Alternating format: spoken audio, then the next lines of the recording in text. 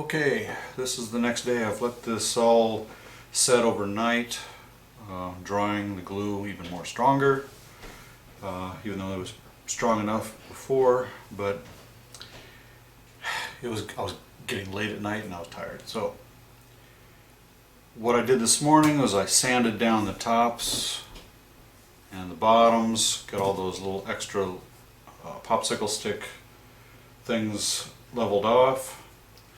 I cut off the ends down here on the bottom part because they stuck out way out to there, and made those all angled to match the popsicle stick angle, and got all those cleaned up. Now I'm ready to go on to the next step, which is to start separating this bridge apart. All I need to do is put about an 1/8 inch separation here in the middle and some I think small sections of popsicle stick. I think glue 4 of them together should be enough, and put them at strategic points along the ends here, and they'll separate it out to the right width. And then I can just go like this, and now I've got my bridge. Okay, one of the things I need to do is take this lip off right here at the bottom of this bridge. I'll probably use a knife of some sort to cut that off. So I want this bridge to lay flat on top of this girder. That way it looks like it's part of the bridge instead of raised above the bridge. Okay, what I've done here is I'm getting ready to put the two halves together, and I've put some spacers in here. I took 5 popsicle sticks, glued them all together, and then I went and cut them into 4 pieces and put one in strategic places. One's on the ends and down here toward close to this other beam over here, and then on the opposite side I got some down there too. These are glue, and I just clamp them down, let them dry for about 5 minutes or so, and then I can take the clamps off. And once I'm done with that, I can get the 2 halves put together. I'll just glue them together, and then in the middle I'll probably put one of these little spacers in there. Once I'm done with that and it's all freestanding and glued together, I'll take some of these little sticks and run them along the inside for decoration, and it'll kind of look like it's put together like that. Because really, putting it together side to side like it is now with these spacers in there, it's pretty strong and doesn't really need to be separated, except probably in the middle, and that's only about 1/8 of an inch. Okay, what I have here is a beam that I made out of 4 32 inch wide pieces of wood. These right here. I laid 2 of them down next to each other right here. Put some glue along the top. Just laid the other 2 on top. Put a couple clamps on either direction so that they would dry. And this is what you get. So it makes it a 4/16 square beam, and that's going to go right in the middle of the trestle area, and use that as a separator, where the other end of it had 5 popsicle sticks, making that a little bit wider.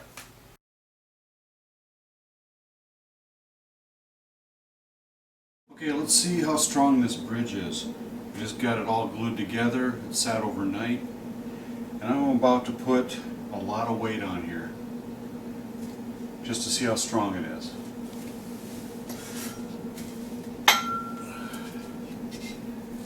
This is about, oh, let's see, 36 pounds.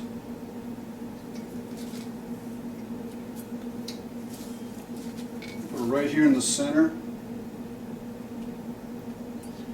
All that's supporting it is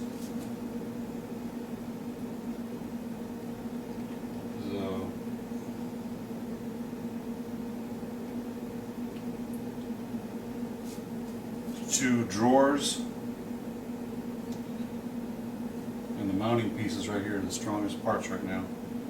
This bridge didn't even move, didn't even make a cracking noise, nothing. I think it's going to hold up to the weight of an N-scale railroad, don't you think? I think it probably will last against a G-scale or anything bigger, because I mean, this is 37 pounds. How heavy is a G-scale railroad engine? Or 3 going across here, maybe 2 would probably fit on a 48-inch bridge. But this is pretty strong for what I'd made out of popsicle sticks.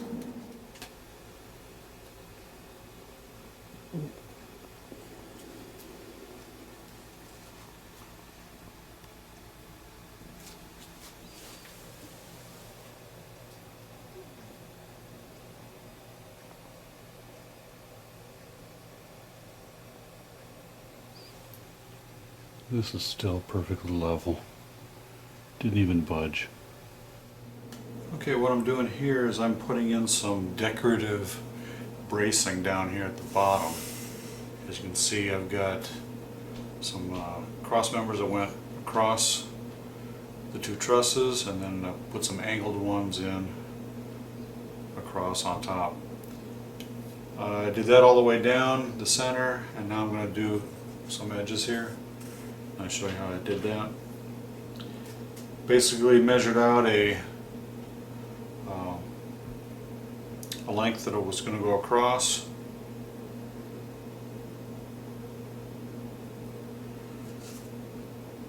Cut this piece off. Real easy. And then when I take my glue, well, let's get a tweezer first. Makes it a little easier to fit it in there.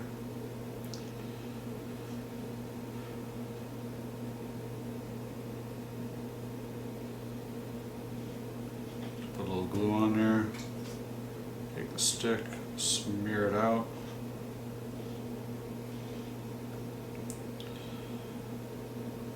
Just like a surgeon. Stick it in there. Push it up against the sides. Make sure your ends are flush. Press it down.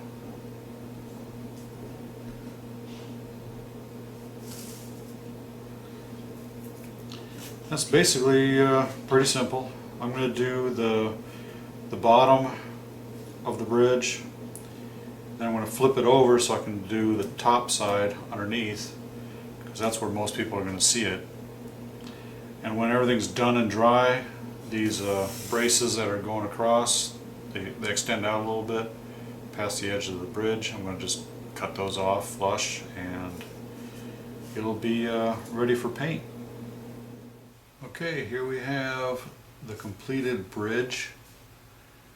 It's got a little bit of touch-ups to do, maybe some trimming of some little pieces of wood here, but I've pretty much got all the extra edges of this wood cut off. It's all glued down. Basically, it kind of made it look like there's some cross members there. Did that on the top and the underneath the top, and down here on top of the bottom portion of that truss. It's pretty much ready for paint. Now I just have to find some paint. Okay, we're going to paint today. I'm going to first use some red oxide Krylon primer. And then I'm going to put in this the Krylon Color Max or Cover Max metallic aluminum brilliant to give me that silver kind of look. And there's that silver right there over the top of the primer. I may have to make a couple coats, but it doesn't look too bad. This was gunmetal gray from Testers. Looked a little bit too dark. And of course the black. So it's going to look a little bit more silvery. What I'm doing is I'm going to paint the bottom of the bridge first, because this is the part that I'm going to be seeing the most from below. And when I'm done doing that side and the other side, I'll worry about getting the tops. But I got a lot of little nooks and crannies and cracks and stuff like that to get in, as you can see. Just the first coat of primer.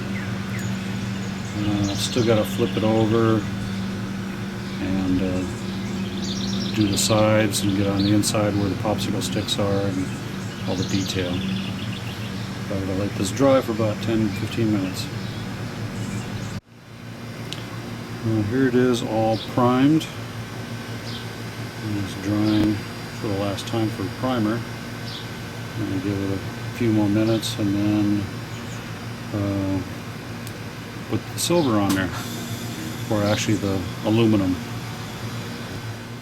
Well, here it is so far. This is the first coat of aluminum metallic. It looks pretty good. When it dries, it should lose a little bit of that shine. I'm going to have to flip it over and get the other side of it in about 15 minutes. Just got the second coat on the other side. Another about 15 minutes to an hour drying time. It says dries in 15 minutes. They want you to wait for about an hour to handle it, but you know, the paint didn't come off on my fingers after 15 minutes. So far, okay, now I'm ready to put in some bolts, and you can see I put in a couple of them right in here, little black track nails. What I did to line these up was, you can do it a couple ways. You can eyeball it so you get right in the center, and what I used was this Dremel with a, I believe it's a size 65 drill bit. The same drill bit you would use to go through your track to pre-drill your flex track. And what I did was I took a piece of flex track, took out the sliding piece of that rail, and I flipped it upside down, because I found that if I use the hole that's right in the center, that where you nail down the track, and I laid it right across here, that the hole was lined up. If I pushed it right up against the rail, I had a centered piece. And all I had to do is take the Dremel, stick it in the hole, drill it down. Make sure you drill a hole that is longer than your nail, plus the height of your rail that you put on top of there, so you get the nail to go all the way through and doesn't have any resistance, fear of splitting the wood. And all I did was got the hole right there in the center, where you probably would expect to see it. Stick the nail in,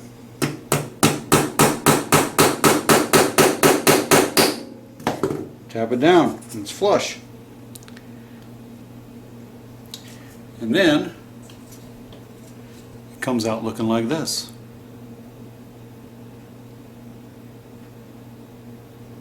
And from a distance it looks like, well, it's been bolted down. One thing I did notice about this paint is that it wears off pretty easily. even though it's been dried for quite a while, a few weeks now since I painted it. I'm not sure what to do exactly with that, since it rubs right off. I may have to put some sort of a clear coat on there, or dull coat, to seal in the paint so it doesn't rub off. But other than that, this bridge actually sits like this, is ready for track. All I gotta do is put in my deck girder piece, which is 7 tracks long, and drill through it and nail down into the top of this bridge, and I'm good to go.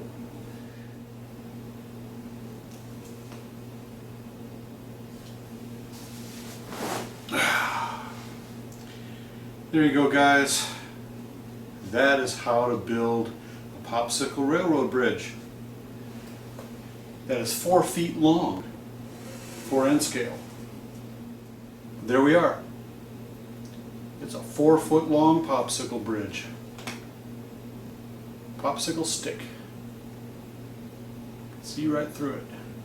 I showed you all the steps, pretty close to all the steps that I did to build this bridge, starting from the planning process of building my template, printing it out, to cutting all the popsicle sticks, measuring up each length of that popsicle stick, putting it on the template, gluing it down, putting the whole pieces together, getting all the detail items on there, a little cross bracing, and then a strength test.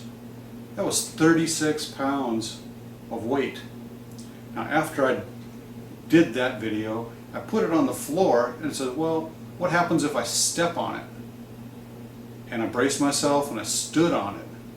That's roughly about 190 pounds of weight standing on it, not being suspended per se, because I didn't really want to break it. I just got done building it. But it was strong on its own, just like that. If I had it wider, I probably could have walked on it easily. But since this is a model, I didn't really want to break it, so. What was I going to talk about next? A little update on the man cave layout progress. Well, with the finishing of this bridge, I now have the opportunity to start building the shelf portion and laying down some track in the bedroom where this bridge will be mounted. So at some point in time that's going to start. Not exactly sure when, got to work it all out with the wife and everything and clean some stuff out to start building that and putting it in. I have some tunnels to decorate, still have that project to work on. You've pretty much seen my videos of how to make a foam tunnel, but if you haven't, check them out. And don't forget to subscribe if you've never seen my videos. Subscribe down there at the bottom. Check out my Facebook page. If you don't know how to find it, just search for DeBob's N Scale Man Cave and you'll find my page. Go ahead and like it. I post all my new videos to there and some other crazy stuff that I'll be putting on there. So until next time, guys, happy model railroading. Toot toot! Man, now I gotta clean up all this mess.